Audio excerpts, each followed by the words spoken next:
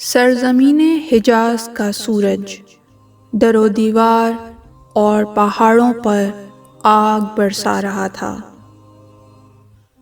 لیکن اس سفر کی بے نظیر روحانی حلاوت نے تمام تکلیفوں کو آسان بنا دیا تھا۔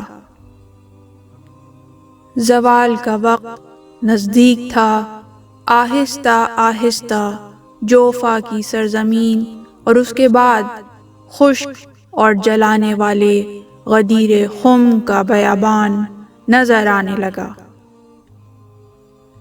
جمعرات کا دن تھا اور ہجرت کا 10واں سال۔ 8 دن عید قربان کو گزر چکے تھے کہ اچانک پیغمبر اکرم صلی اللہ علیہ وآلہ وسلم کی طرف سے سب کو ٹھہرنے کا حکم دیا گیا۔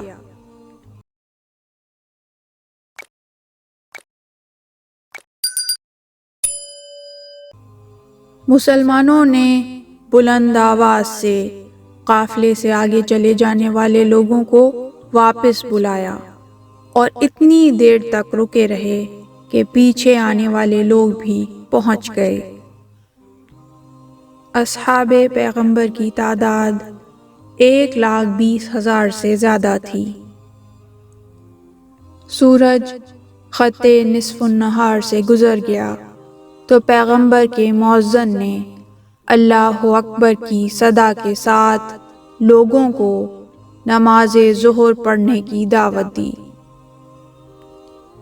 تمام مسلمان جلدی جلدی نماز پڑھنے کے لیے تیار ہو گئے، لیکن فضا اتنی گرم تھی کہ بعض لوگ اپنی عبا کا کچھ حصہ پاؤں کے نیچے اور باقی حصہ سر پر رکھنے کے لیے مجبور تھے، ورنہ بیابان کی گرم ریت اور سورج کی شعاعیں ان کے سر اور پاؤں کو تکلیف دے رہی تھیں۔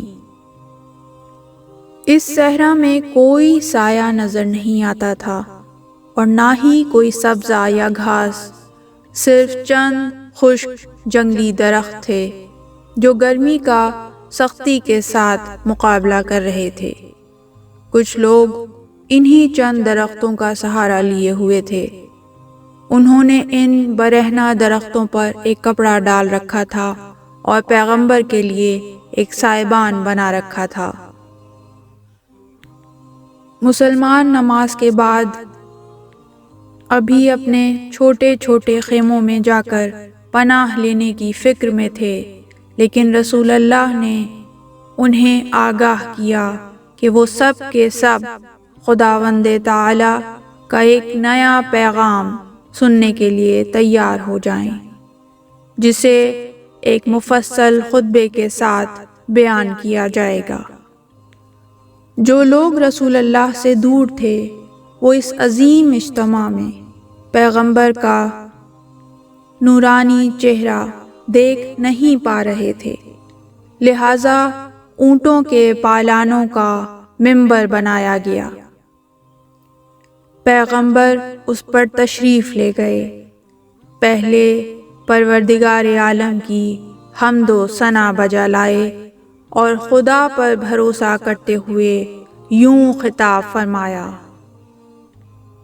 میں عنقریب خداوند متعال کی دعوت پر لبیک کہتے ہوئے تمہارے درمیان سے جانے والا ہوں۔ میں بھی جواب دہ ہوں اور تم لوگ بھی جواب دہ ہو۔ تم میرے بارے میں کیا کہتے ہو؟ سب لوگوں نے بلند آواز میں کہا کہ ہم گواہی دیتے ہیں کہ آپ نے فریضہ رسالت انجام دیا اور بخیر و خوبی اس ذمہ داری کو انجام دیا اور ہماری ہدایت کی راہ میں بہترین سعی و کوشش کی۔ خدا آپ کو جزائے خیر دے۔ اس کے بعد آپ نے فرمایا: کیا تم لوگ خدا کی وحدانیت، میری رسالت اور روز قیامت کی حقانیت اور اس دن مردوں کے قبروں سے مبعوث ہونے کی گواہی نہیں دیتے؟ سب نے کہا: کیوں نہیں؟ ہم سب گواہی دیتے ہیں۔ آپ نے فرمایا، خدایا گواہ رہنا۔ آپ نے مزید فرمایا، اے لوگوں، کیا تم میری آواز سن رہے ہو؟ انہوں نے کہا، جی۔ اس کے بعد سارے بیابان پر سکوت کا عالم طاری ہو گیا، سوائے ہوا کی سنسناہٹ کے کوئی چیز سنائی نہیں دیتی تھی۔ پیغمبر نے فرمایا، دیکھو میں تمہارے درمیان دو گراں قدر چیزیں بطور یادگار چھوڑے جا رہا ہوں، تم ان کے ساتھ کیا سلوک کرو گے؟ حاضرین میں سے ایک شخص نے پکار کر کہا، یا رسول اللہ، وہ دو گراں قدر چیزیں کون سی ہیں؟ تو پیغمبر نے فرمایا، پہلی چیز تو اللہ تعالیٰ کی کتاب ہے، دوسری گراں قدر یادگار میرے اہل بیت ہیں، اور مجھے خدائے لطیف و خبیر نے خبر دی ہے کہ یہ دونوں ایک دوسرے سے جدا نہیں ہوں گے یہاں تک کہ حوض کوثر پہ مجھ سے آ ملیں۔ ان دونوں سے آگے بڑھنے اور ان سے تجاوز کرنے کی کوشش نہ کرنا، اور نہ ہی ان سے پیچھے رہنا، کہ صورت میں تم ہلاک ہو جاؤ گے۔ اچانک لوگوں نے دیکھا کہ رسول اللہ اپنے ارد گرد نگاہیں دوڑا رہے ہیں، گویا کسی کو تلاش کر رہے ہیں۔ جوں ہی آپ کی نظر حضرت علی علیہ السلام پر پڑی، ان کا ہاتھ پکڑ لیا اور انہیں اتنا بلند کیا کہ دونوں کی بغلوں کی سفیدی نظر آنے لگی، اور سب لوگوں نے انہیں دیکھ کر پہچان لیا کہ یہ تو اسلام کا وہی سپہ سالار تھا کہ جس نے کبھی شکست کا منہ نہیں دیکھا۔ اس موقع پر پیغمبر اکرم کی آواز زیادہ نمایاں اور بلند ہو گئی، اور آپ نے ارشاد فرمایا، اے لوگوں، بتاؤ وہ کون ہے جو تمام لوگوں کی نسبت مومنین پر خود ان سے زیادہ اولیت رکھتا ہے؟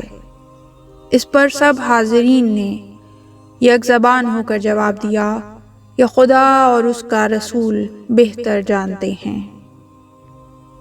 تو پیغمبر نے فرمایا، خدا مولا اور رہبر ہے، اور میں مومنین کا مولا اور رہبر ہوں۔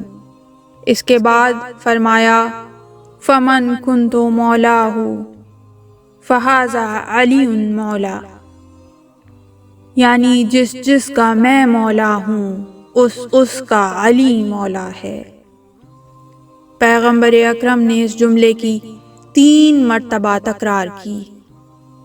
اس کے بعد آسمان کی طرف سر بلند کر کے بارگاہ الہی میں عرض کیا، اے بار الہا، جو اس کو دوست رکھے تو اس کو دوست رکھ، اور جو اس سے دشمنی رکھے تو اس سے دشمنی رکھ، جو اس علی سے محبت کرے تو بھی اس سے محبت کر، اور جو اس سے بغض رکھے تو بھی اس سے بغض رکھ، جو اس کی مدد کرے تو اس کی مدد کر، جو اس کی مدد سے کنارہ کشی کرے تو اسے اپنی مدد سے محروم رکھ، اور حق کو ادھر موڑ دے جدھر علی رخ کریں۔ اس کے بعد رسول اللہ نے فرمایا، تمام حاضرین آگاہ ہو جائیں کہ یہ سب کی ذمہ داری ہے کہ وہ اس بات کو ان لوگوں تک پہنچائیں جو یہاں پر اس وقت موجود نہیں ہیں۔ پیغمبر کا خطبہ ختم ہو گیا۔ تمام حاضرین پسینے سے شرابور تھے۔ ابھی اس جمعیت کی صفیں ایک دوسرے سے جدا نہیں ہوئی تھیں کہ جبرائیل امین وحی لے کر نازل ہوئے اور پیغمبر اکرم کو ان الفاظ میں تکمیل دین کی بشارت دی، آج کے دن ہم نے تمہارے لیے تمہارے دین اور آئین کو کامل کر دیا اور اپنی نعمت کو تم پر تمام کر دیا۔ پیغمبر اکرم کی زبان مبارک سے امیر المومنین علی ابن ابی طالب کی ولایت کا اعلان سن کر حاضرین میں مبارکباد کا شور بلند ہوا۔ لوگ بڑھ چڑھ کر اس اعزاز و منصب پر امام علی کو اپنی طرف سے مبارکباد پیش کرنے لگے۔ چند معروف شخصیتوں میں سے حضرت ابوبکر اور حضرت عمر کی طرف سے مبارکباد کے یہ الفاظ تاریخ کے اوراق میں محفوظ ہیں کہ انہوں نے کہا: بخ بخ لکا یا ابن ابی طالب، مبارک ہو اے فرزند ابو طالب، کیا آپ میرے اور تمام صاحبان ایمان مردوں اور عورتوں کے مولا اور رہبر ہو گئے۔ اس وقت ابن عباس نے کہا: باخدا یہ عہد و پیمان سب کی گردنوں میں باقی رہے گا۔ ہم پروردگار عالم سے دعا کرتے ہیں کہ ہمیں ولایت علی ابن ابی طالب کے اس عہد و پیمان پر ہمیشہ قائم رکھ اور اپنی 12ویں حجت کو اذن ظہور عطا فرما۔ اس طرح کی مزید تحقیقی، علمی اور تاریخی ویڈیوز دیکھنے کے لیے چینل کو سبسکرائب کیجیے اور بیل آئیکن پہ کلک کیجیے۔ ویڈیو کو لائک کریں اور کامنٹس کے ذریعے بتائیے کہ آپ کو ویڈیو کیسی لگی۔ اگلی ویڈیو تک کے لیے خدا نگہدار۔